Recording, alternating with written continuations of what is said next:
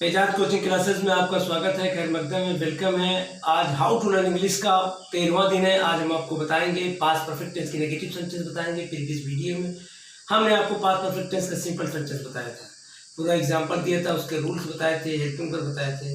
Past perfect tense की negative sentence ये आप अच्छी तरह जानते हैं। पास्ट परफेक्ट टेंस में दो वाक्य होते हैं, दो घटनाएं होती हैं, दोनों घटनाएं का एक दूसरे से रिलेटेड होता है। पास्ट परफेक्ट टेंस में दो वाक्य होते हैं, जिनमें से पहला वाक्य पास्ट परफेक्ट टेंस में होता है, जो दूसरा वाक्य होता है पास्ट इंडेफिनिट टेंस में होता है। और ये भी हमने आपको बताया था कि यदि उस सेंटेंस में बिफोर शब्द आता है तो सबसे पहले पास्ट परफेक्ट टेंस का ट्रांसलेशन होगा, फिर पास्ट इंडेफिनिट टेंस का होगा। यदि उस वाक्य में बाद शब्द आता है तो पहले पास्ट इंडेफिनिट टेंस का और उसके बाद पास्ट परफेक्ट टेंस का ट्रांसलेशन होगा। आज हम आपको बताएंगे पास्ट परफेक्ट टेंस की नेगेटिव सेंटेंस। बोर्ड पर लिए चलते हैं। पास्ट परफेक्ट टेंस की नेगेटिव सेंटेंस।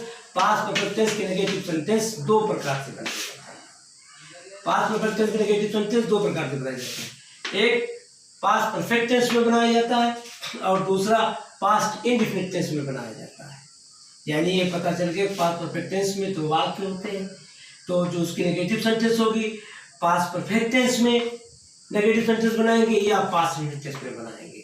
तो ये हमें जानना पड़ेगा कि negative sentence past perfect tense में कब बनेगा और पास्ट इंडेफिनिट टेंस में नेगेटिव सेंटेंस कब बनेगा। तो इसका रूल नंबर 2 है, यदि सेंटेंस में पहले शब्द आता है, यानी उस सेंटेंस में पहले शब्द आता है, यानी अगर उस सेंटेंस में पहले शब्द आता है तो नेगेटिव सेंटेंस ये हैड नॉट का प्रयोग होगा, यानी पास्ट परफेक्ट टेंस में होगा।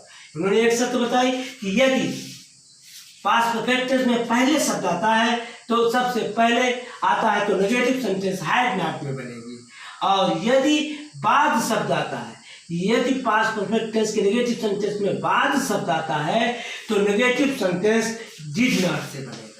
यानी उन्होंने नियम बना दिया, यदि पहले शब्द आता है तो सबसे पहले हैड नॉट का प्रयोग होगा, और यदि बाद शब्द आता है तो सबसे पहले डिड नॉट का प्रयोग होगा। अब हम आपको एग्जांपल में बताते हैं कि कब हैड नॉट का प्रयोग होगा और कब डिड नॉट का प्रयोग होगा। पास्ट परफेक्ट टेंस का एग्जांपल है, तुम्हारे स्टेशन पहुंचने से पहले रेलगाड़ी नहीं गई थी। तो यहाँ पे एक शब्द आया है पहुंचने से पहले, यानी पहले शब्द है। तो अगर पहले शब्द आया रेलगाड़ी नहीं गई थी, रेलगाड़ी नहीं गई थी, ये पास्ट परफेक्ट टेंस में बनेगा। रेलगाड़ी नहीं गई थी पास्ट परफेक्ट टेंस में बनेगा। तो अगर the train had not gone before, तुम्हारे स्टेशन पहुंचने से पहले, before you reach the station, ये पास्ट इंडेफिनिट टेंस में बना।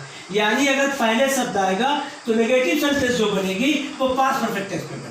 तो यहाँ पे हमने पास्ट परफेक्ट टेंस में बना दिया the train had not gone before you reach the station. और इसी के बाद दूसरा बात, इसी में तुम्हारे स्टेशन पहुंचने के बाद, तो यहाँ बाद शब्द आया है, रेलगाड़ी नहीं गई थी, तो ये पास्ट इंडेफिनिट टेंस में बनेगा। यानी अगर बाद शब्द आ जाता है तो ये पास्ट इंडेफिनिट टेंस में बनेगा। रेलगाड़ी नहीं गई थी, ये पास्ट इंडेफिनिट टेंस में बनेगा the train did not go after, तुम्हारे स्टेशन पहुंचने के बाद, after you had reached the station.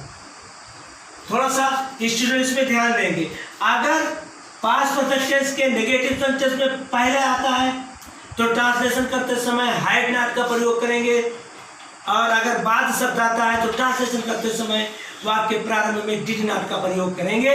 जैसे यहाँ पे लिखा गया एग्जाम्पल नंबर 2, पिताजी के आने से पहले डॉक्टर नहीं गए थे। तो डॉक्टर नहीं गए थे past perfect tense, doctor had not gone before father came, तो पिताजी के आने से पहले फादर केम, यानी past indefinite tense. Past perfect tense की नेगेटिव बनी और ये पास्ट इंडेफिनिट टेंस। दूसरा वाक्य पिताजी के आने के बाद शब्द आया यहाँ पे, डॉक्टर नहीं गए थे, ये पास्ट इंडेफिनिट टेंस की नेगेटिव सेंटेंस बनेगी। डॉक्टर नहीं गए थे, बाद शब्द है, ये पास्ट इंडेफिनिट टेंस की नेगेटिव सेंटेंस, तो होगा the doctor did not go after, पिताजी के आने के बाद, आफ्टर फादर हैड कम। तो पता चला कि नेगेटिव सेंटेंस, कॉम्प्लेक्स सेंटेंस के पास परफेक्ट टेंस में, नेगेटिव सेंटेंस में यदि पहले शब्द आता है तो हैड नॉट का प्रयोग करेंगे, यदि बाद शब्द आता है तो डिड नॉट का प्रयोग करेंगे। पर एक ट्रांसलेशन, दो एग्जाम्पल हमने दिए यहाँ पे 4 एग्जाम्पल दिए।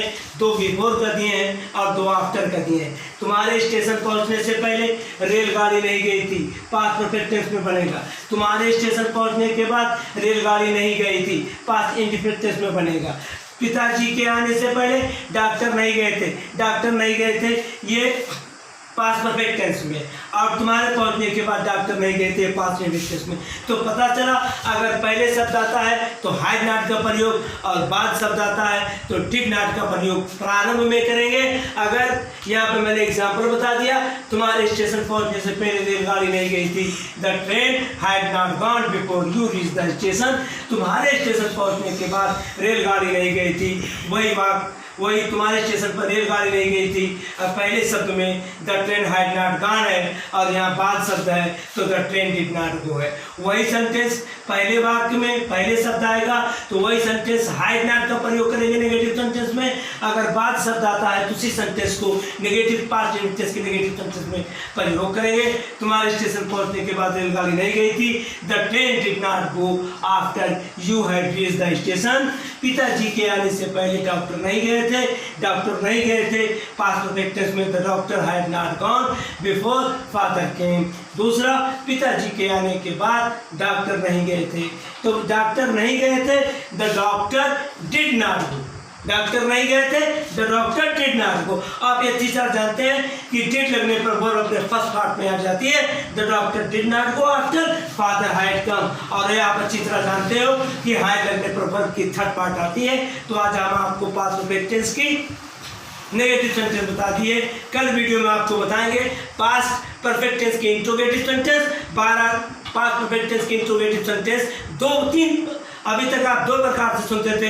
पास्ट परफेक्ट टेंस की इंट्रोगेटिव सेंटेंस 3 प्रकार से बनाई जाएगी। एक बाय हेल्पिंग वर्ब में डिड के द्वारा बनाई जाएगी, नंबर 2 हैड के द्वारा बनाई जाएगी, और नंबर 3 क्वेश्चन वर्ड के द्वारा बनाई जाएगी। कल आपको इसको समझाऊंगा। इधर हम आपको हाउ टू लर्न इंग्लिश पढ़ा रहे हैं, बेसिक ग्रामर भी दे रहे हैं, कोर्स भी दे रहे हैं और इंग्लिश स्पीकिंग कोर्स भी सिर्फ सुना रहे हैं। सारे वीडियो को आप देखते जाओ। कोई प्रॉब्लम आएगी माय डियर स्टूडेंट तो कमेंट में लिख देना, नेक्स्ट वीडियो में अपलोड कर देंगे। That's all my dear student.